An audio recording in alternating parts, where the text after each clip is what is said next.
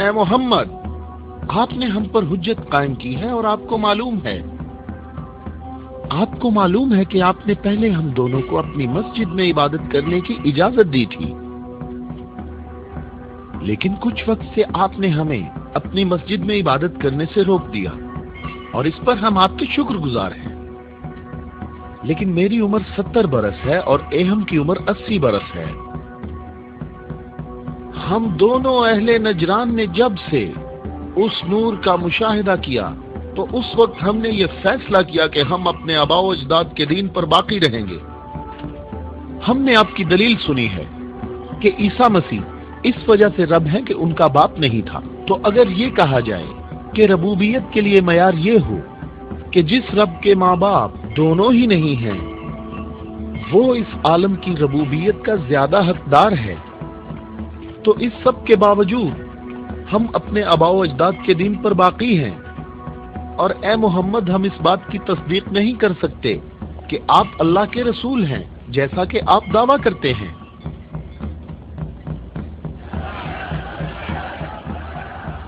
اے محمد، ہم چاہتے ہیں کہ ہمیں اور اہل نجران کو اپنے حال پر چھوڑ دیا جائے۔ ہم نے آپ کی بات غور سے سنی ہے، لیکن ہم یہ بتانا چاہتے ہیں کہ ہم اہل نجران جب اپنے طور طریقے دیکھتے ہیں تو انہیں دیکھنے کے بعد ہمیں یہ پتا چلتا ہے کہ حق ہمارے ساتھ ہے اور تمہارے اسلام کے ساتھ بالکل بھی نہیں ہے۔ رک جاؤ،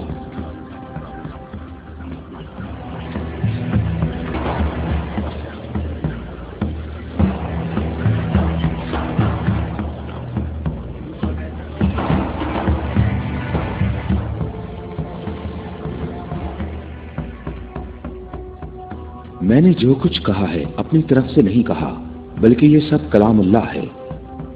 تم لوگوں نے میری دلیل سنی اور اس کا جواب نہ دے سکے، اور تمہارے اس تمام اصرار کے باوجود تمہارا معاملہ اپنے مقام پر باقی ہے، اور اللہ کی طرف سے تم پر ایک اور حجت قائم کرنے کے لیے تمہیں مباہلہ کی دعوت دیتا ہوں۔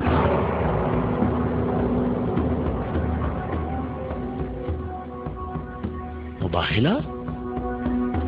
ہم دونوں ایک دوسرے پر اللہ کی طرف سے بلائیں نازل ہونے اور اللہ کی لعنت کی بد دعا کریں گے۔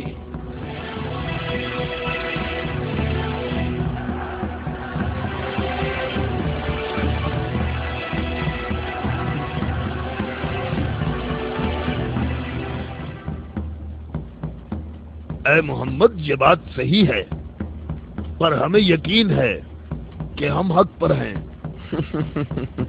اور اس مباہلہ میں یہ بھی فیصلہ ہو جائے گا کہ کون صحیح ہے اور کون غلط۔ ہم متفق ہیں۔ ہمیں کہاں آنا ہے؟ چونکہ تم نے مباہلہ کی تجویز مان لی ہے تو کل صبح ہم لوگ شہر سے باہر جمع ہوں گے۔ ہم اپنے تینوں خداؤں کو پکاریں گے۔ ہم اپنے تینوں خداؤں کو پکاریں گے۔ ہمارے خدا تم پر مصیبتیں نازل کریں گے اور تمہاری اولادوں کو جلا دیں گے اور تمہاری نسل ختم کر دیں گے اور تمہارے پیروکاروں کے دلوں کو ہمارے دین کے شوق اور محبت سے بھر دیں گے۔ اگر تم محمد سے محبت کرتے ہو تو اسے بچانے کی ابھی کوشش کرو، کیونکہ کل کا سورج ڈوبتے ہوئے کوئی نہیں دیکھے گا۔ میری عمر 80 برس ہے اور میں نے اس میں 70 سال کا طویل عرصہ صرف اور صرف دعا اور عبادت میں گزارا ہے، اور کل 70 سال عبادت کی طاقت میرے ساتھ ہوگی، اور پھر میں تمہارے مرشد کے حق میں مصیبت اور ہلاکت کی بد دعا کروں گا۔ یہ کیا کہہ رہا ہے؟ اس نے یہ کیوں کہا؟ اس نے یہ بات کیسے کی؟ اس نے یہ کیسے کہا؟ رک جاؤ اس نے یہ بات کیسے کی؟ ان دونوں کے نزدیک کوئی نہ جائے۔ رک جاؤ، میں نے ان کو امان دی ہے تاکہ یہ لوگ اپنی بات یکسوئی اور اطمینان کے ساتھ کر سکیں۔ بیٹھ جاؤ۔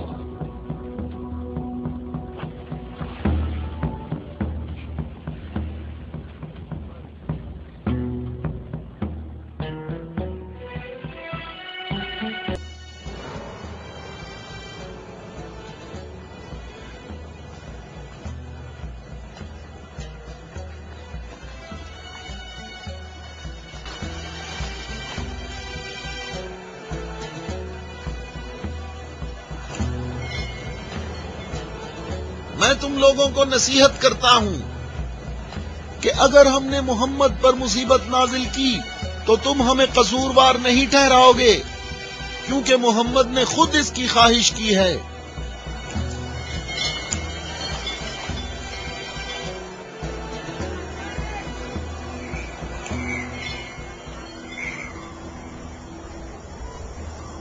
اے خوبرو شخص، تمہارا نام کیا ہے؟ ابو رافع، میں محمد مصطفیٰ کا آزاد کردہ غلام ہوں۔ اگر تم سے ایک سوال پوچھوں تو جواب دو گے؟ ہاں جواب دوں گا، پوچھو نجرانی۔ اچھا یہ بتاؤ، اگر محمد یہاں آئے تو کس راستے سے آئیں گے؟ جس راستے سے ہم لوگ یہاں آئے ہیں، جس راستے سے سب لوگ آتے ہیں، سب لوگ اس کھجور کے درخت کے سامنے سے آتے ہیں۔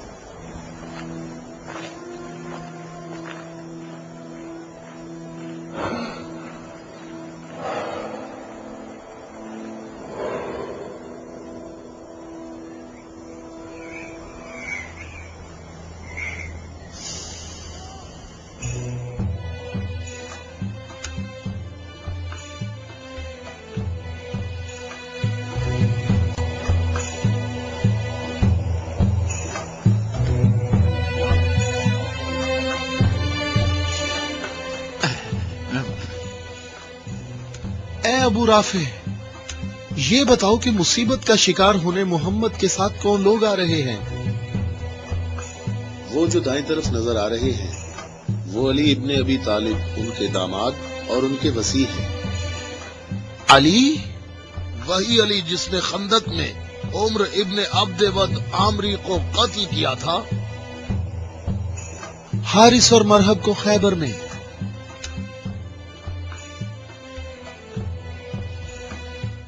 وہ عورت کون ہے؟ وہ رسول اللہ کی دختر ہیں۔ اور وہ زوجہ ہے علی کی؟ صحیح کہا، یہ فاطمہ الزہرا ہیں جو دونوں جہانوں کی عورتوں کی سردار ہیں۔ جناب اہم، ہمارے اندازے بالکل غلط ثابت ہوئے۔ محمد لشکر لے کر نہیں آئے۔ دیکھو کتنے سکون اور اطمینان سے آ رہے ہیں۔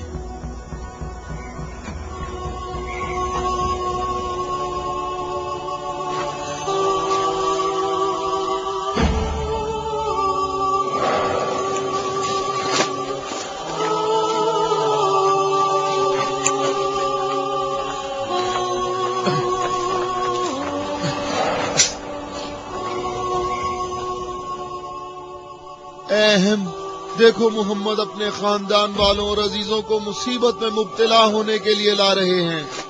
اگر محمد اپنی دعوت میں سچے نہ ہوتے تو اپنے خاندان والوں اور عزیزوں کو یہاں سے دور کسی مقام پر چھوڑ آتے۔ یہ ہاتھ جو میں دیکھ رہا ہوں اہم، اگر دعا کے لیے اٹھ گئے تو یاد رکھنا کہ پہاڑ بھی اپنی جگہ چھوڑ دیں گے۔ ان بد دعاؤں کا نجران اور اہل نجران پر کوئی اثر نہ ہو۔ جلدی اے عذاب کرنے والے خدا، جلدی کر، ہم پر لعنت کرنے والوں کو نہ چھوڑنا، اور ان سے کہو ہم پر لعنت نہ کریں، ان سے کہو ہم پر لعنت نہ کریں۔ اے محمد ٹھہرو، رک جاؤ، ہم پر لعنت نہ کرنا، لعنت نہ کرنا۔